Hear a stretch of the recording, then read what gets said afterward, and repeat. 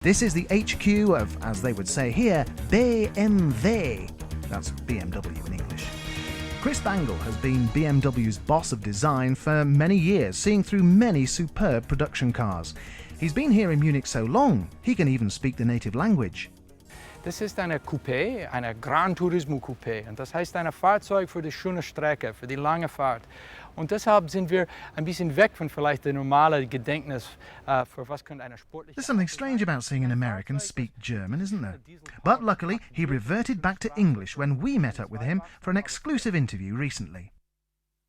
When I was real little, like we're talking 4 or 5, my father brought home this record, the sounds of, what was it, the sounds of Nürburgring or the sounds of Silverstone or one of these things like this. They actually used to record the entire Grand Prix on a record, okay, and you heard for an hour and a half, Sterling Moss is coming down, something like this in the background. And I used to sit in front of this, we had this old record player, right, and listen. In the middle of Wisconsin, you don't get a whole lot of that kind of stuff going on, right? For Chris, cars have become much more than just polished machines. To be truly successful, he says, they have to appeal to all senses. Cars are a complete sensory experience, or they should be. And the only one I'm a little bit careful about is the smell one. Yeah. Often people ask me, why don't you artificially, work and smell? And okay, it's, that one I'm a little bit wary of. All your senses should come into play if possible. And I take cars as a serious kind of cultural phenomenon that like any art form, really should be thought about and worked at to keep them valid and vibrant for us.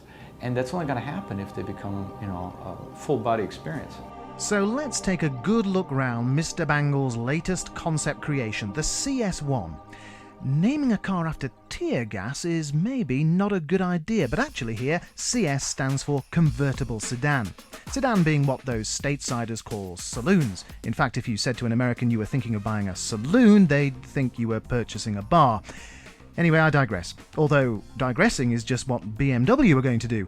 Look at their arch rivals Mercedes, well known for years for solid executive cruisers. They surprised the world by bringing out the baby Benz, the A-Class. Smaller, more affordable, but still with that awesome three-pointed star on the metalwork. So the BMW way of thinking is now to produce a small, affordable model that will probably be called the 1 Series, opening up BMW products to a new range of customers. But why change the established heritage? Why not leave BMW as a mark to aspire to? I think what we changed in BMW isn't really the basic heritage philosophy that we've kept. We still have many, many elements that we always bring into our cars, so you feel comfortable that they're BMWs. What we did change, though, is this idea that all BMWs look the same, they're just different sizes. That we did change. And that type of an approach makes sense when you don't make a lot of different kinds of product, and we made basically sport limousines. But now we have to make X series and Z series and 1 series, things that we never had to do before. And you can't just keep cutting that sausage into ever smaller lengths. So we changed to a spectral approach, which gives us a design spectrum, like our motorcycles.